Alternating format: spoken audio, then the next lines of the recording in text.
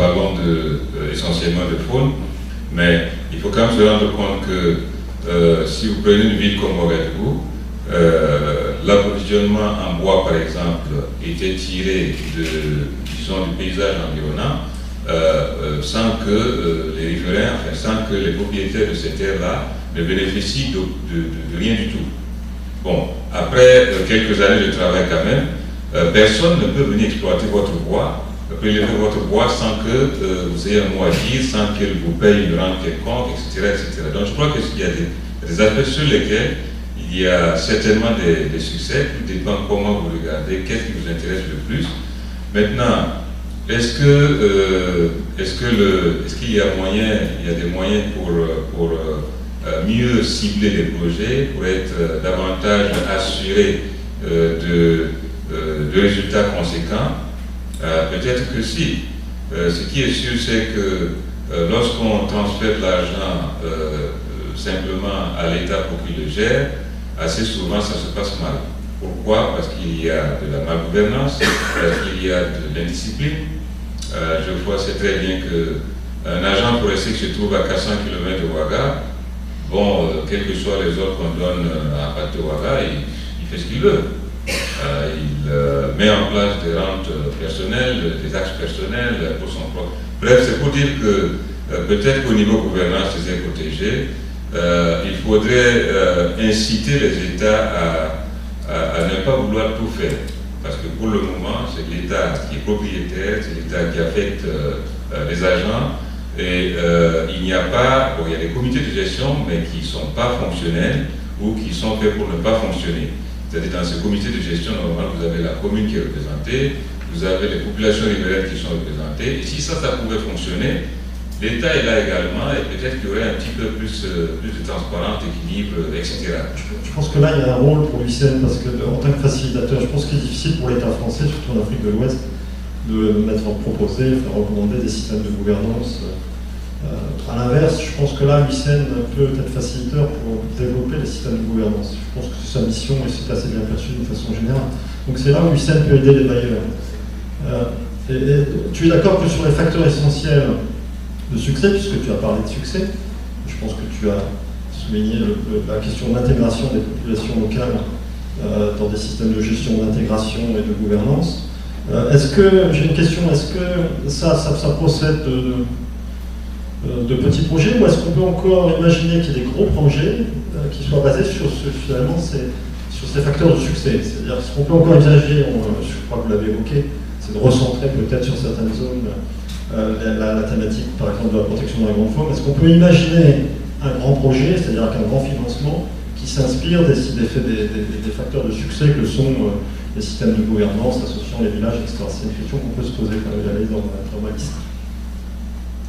Je vais juste ajouter quelque chose, c'est que quand l'UICN intervient, on est dans une situation où en fait on essaie de conseiller, d'inciter, etc.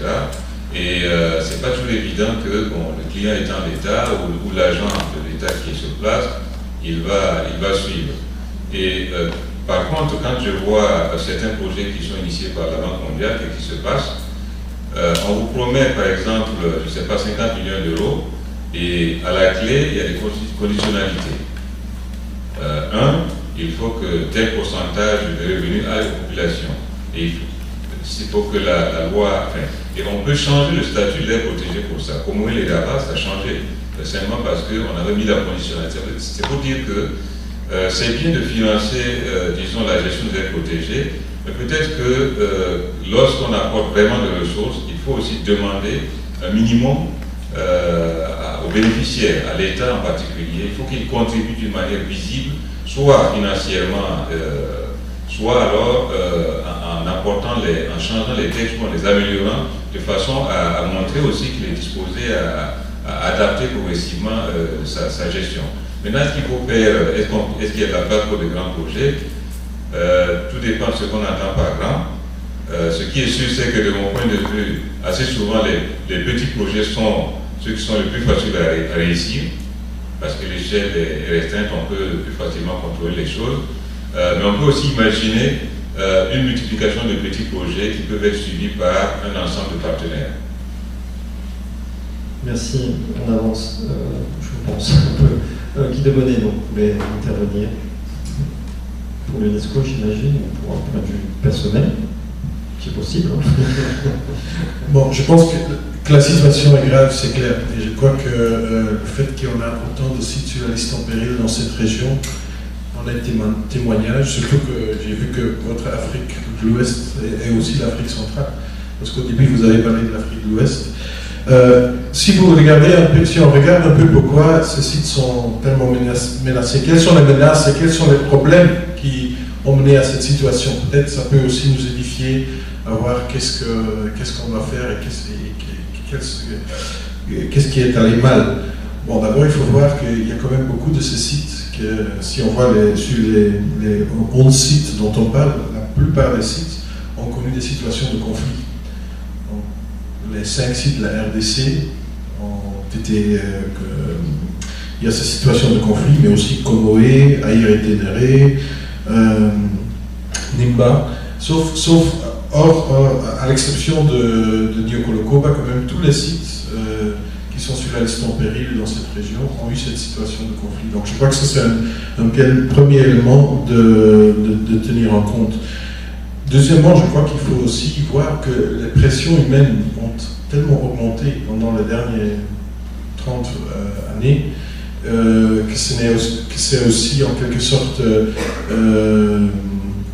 peut-être pas tellement inattendu que s'il n'y a pas une réponse de gestion adéquate à cette augmentation de la pression, qu'on va avoir des situations comme ça. Et le problème, si on compare l'Afrique de l'Ouest et l'Afrique de l'Est, je crois que l'Afrique de l'Ouest est partie d'une situation qui était déjà beaucoup plus fragile, où les parcs étaient déjà avec des populations beaucoup plus marginales par rapport à ce qu'on a en Afrique de l'Est. Et donc, comme on est parti d'un départ beaucoup plus fragile, bien sûr, on est maintenant dans une situation, pour beaucoup de ces sites, où peut-être on approche l'irréversible. Je crois qu'un autre élément quand même très important, c'est les questions de gouvernance. Je crois qu'il y a beaucoup de ces sites qui ont des problèmes de gouvernance et où il faut vraiment réfléchir sur le mode de gouvernance pour le futur. Et si on regarde un peu les quelques sites où la situation n'est peut-être pas si mal, or, même s'il y a des sites juste à côté où la situation est assez mauvaise, je pense par exemple à Pendjari, où la situation est quand même nettement mieux que les autres sites qui sont juste autour, et on regarde un peu qu'est-ce qui a été fait là-bas, je crois qu'un premier élément là-bas, c'est qu'il y a eu une plus grande implication de la population pour qu'ils comprennent aussi plus leur intérêt dans la conservation. Et je pense qu'on a souvent fait des projets de conservation communautaire sans avoir vraiment cette vision, comment on peut faire un lien entre ce qu'on fait qui bénéficie des populations et la conservation. Ce n'est pas nécessairement en construisant des écoles et des centres de santé que demain les gens n'auront plus besoin de faire du braconnage dans le parc. Et je crois qu'aussi Pendjari, quand le projet de Pendjari a commencé, il y a on a vraiment remis à plat aussi la question de gouvernance. On a créé à l'époque le Sénagref, on a enlevé le département des eaux et forêts du parc. On a vraiment aussi été allé à la base et on a eu une volonté de changer vraiment les choses à ce niveau-là. Je pense à un autre point qui est quand même très important du point de vue des bailleurs de fonds, c'est la continuité dans le financement. Souvent, nos projets sont de très courte durée. On parle souvent, les projets sont de 2, 3, 4 ans. Et donc, il n'y a pas une vision à long terme. Et beaucoup de bailleurs ont aussi des problèmes, même s'ils veulent continuer au-delà de ces phases, il y a souvent des interruptions entre les phases.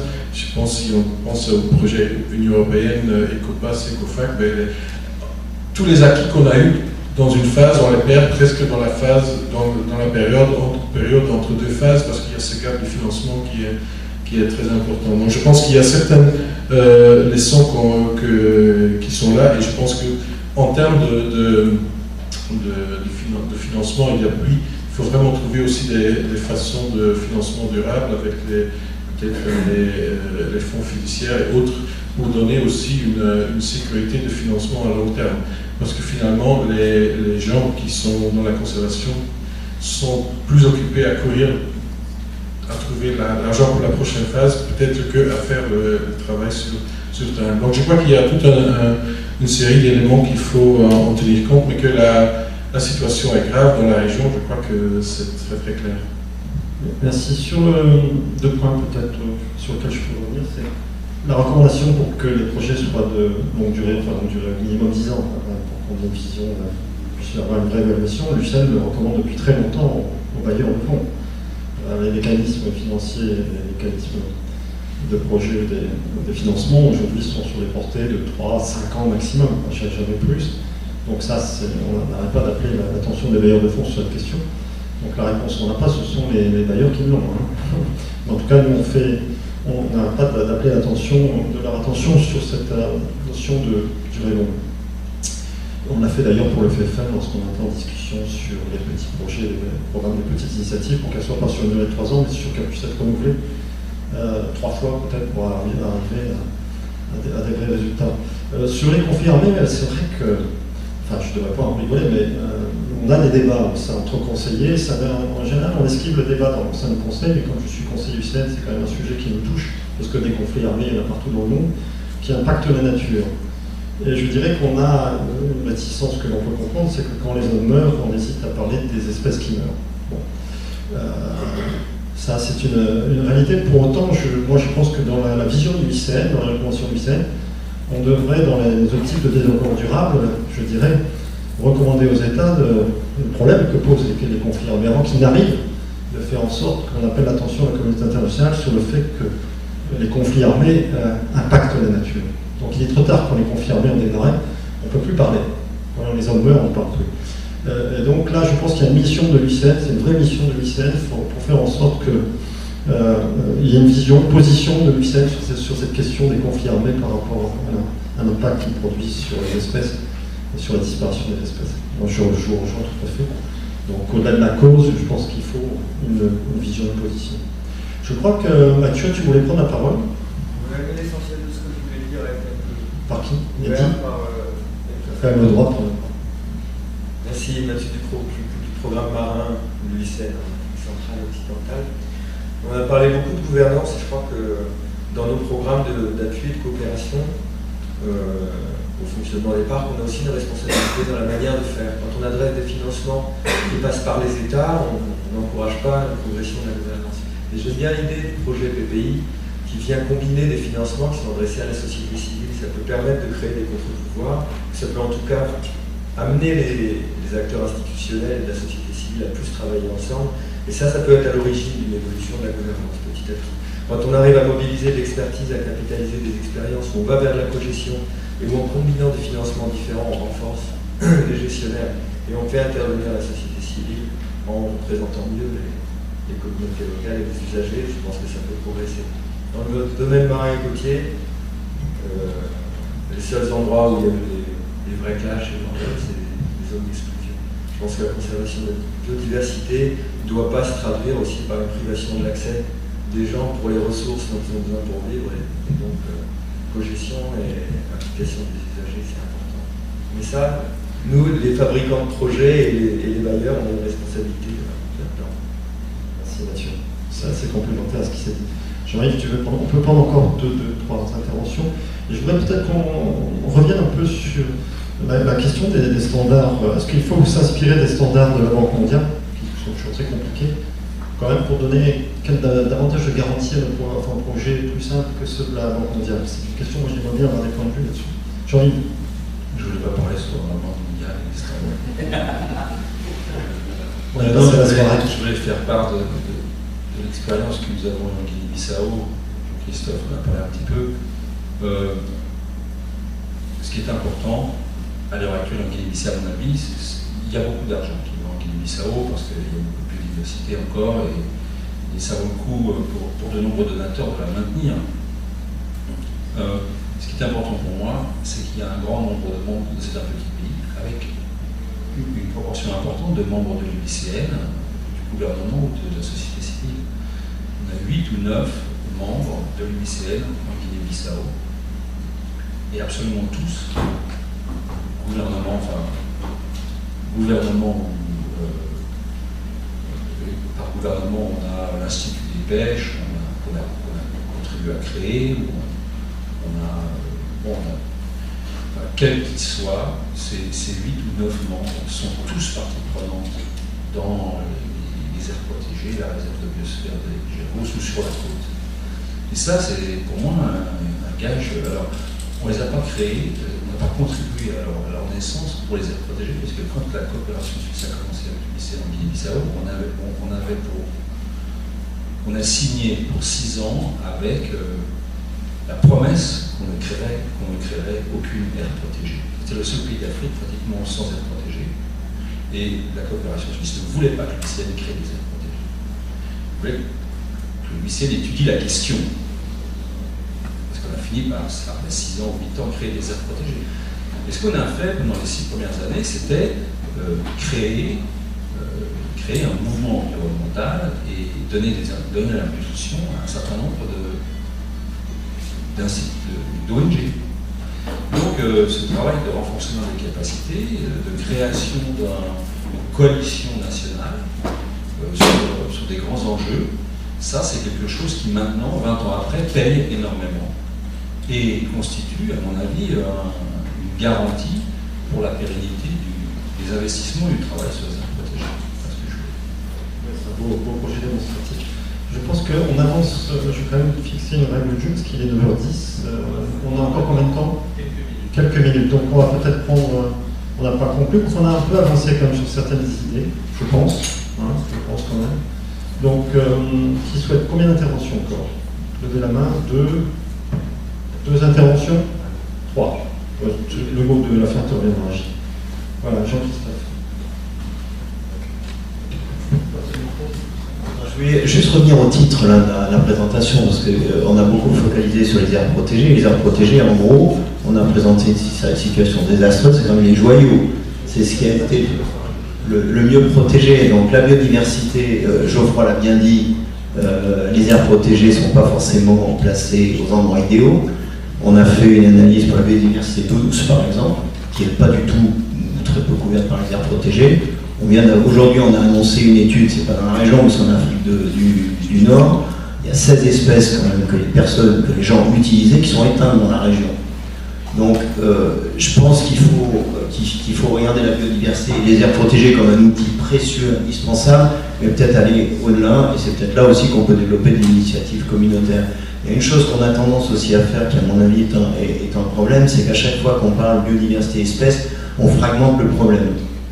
Ici, c'est les éléphants, tu as utilisé les lions, mais on peut multiplier, et on a l'impression qu'à chaque fois, c'est un problème spécifique. Il y a quand même quelque chose derrière tout ça. Donc plus on devient spécifique au niveau des espèces, et en plus je suis dans le programme des espèces, donc de temps en temps on fait, j'ai l'impression que dans le problème de cette crise de la biodiversité, ça ne nous rend pas forcément service, parce qu'à chaque fois on trouve une solution particulière, alors qu'il y a quand même un problème très global. Et chaque fois qu'on pense qu'on a fixé un problème quelque part, là on focalise sur le terrestre. Ici, moi j'ai appris que maintenant les gens commençaient à braconner les dauphins. Mathieu, tu vas peut-être me confirmer que ça alimente le problème de la viande de brousse. Donc on a l'impression qu'à chaque fois ça émerge un petit peu. Il y a quelque chose de nouveau. Donc qu'est-ce qu'on fait pour la biodiversité au sens large, avec les aires protégées, mais aussi au-delà de ces aires protégées? Donc juste pour conclure, ça reprend Jean-Christophe, tu as parlé de grands projets. Moi je reste convaincu maintenant, après avoir quand même vu un peu ce qui se passait, et si on reprend l'exemple de la Benjari, en fait on s'aperçoit qu'au contraire ils font trop moins d'argent. Généralement on s'aperçoit que là où ça marche bien, c'est là où il n'y a pas trop d'argent. Donc il faut en mettre beaucoup moins, et qu'il faut surtout, c'est ce que maintenant je suis convaincu parce que c'est ce que je vois, c'est qu'à la limite il faut arrêter de faire des études, de payer des capacity building à répétition. Il faut qu'il y ait des gens sur le terrain avec des moyens pour tourner, pour faire leur boulot, et si déjà avec un peu d'argent les gens sont sur le terrain à faire leur boulot, donc tout de suite les choses vont beaucoup mieux, quoi. Et la Benjari, j'ai vu une excellente présentation avant que Thierry Monco se fasse virer, où il montrait qu'en fait il avait divisé son budget par 2, et en fait la situation s'était améliorée, quoi. Et ça, comme par hasard, le monsieur Timoko, ben, on l'a viré. Bon, et donc, petit projet, et dernière chose, moi je confirme que pour avoir de nouveau, grâce à mon travail, eu la chance de travailler dans plusieurs pays à travers le monde, moi ce qui me frappe énormément quand je voyage, c'est que clairement, en Afrique de l'Ouest, on n'a pas de société civile, on n'a pas de leader, comme on les trouve dans les autres pays où ça va mieux. Et ça me semble un des facteurs qui, à mon avis, je ne dis pas que c'est la solution, mais je dis que ça mérite d'être creusé parce que on voit en Amérique centrale, on voit en Afrique anglophone, une société civile, des gens qui sont impliqués, un nombre de leaders. Je crois que l'exemple des Djagos est exactement flagrant, c'est absolument étonnant quand on passe du Sénégal en Guinée-Bissau, tout d'un coup on voit des gens qui sont très impliqués. Je pense que c'est effectivement un sujet à faire. Un projet qui crée la société civile, c'est pas évident. Donc il y a quand même un problème d'approche culturelle, quand même, visiblement. Un problème d'intégration, de communication, d'approche culturelle sur ces choses-là, dont on n'a pas parlé ce soir, parce qu'on peut parler de tous les sujets. Bon, il faut qu'on conclue. Je vais laisser le soin.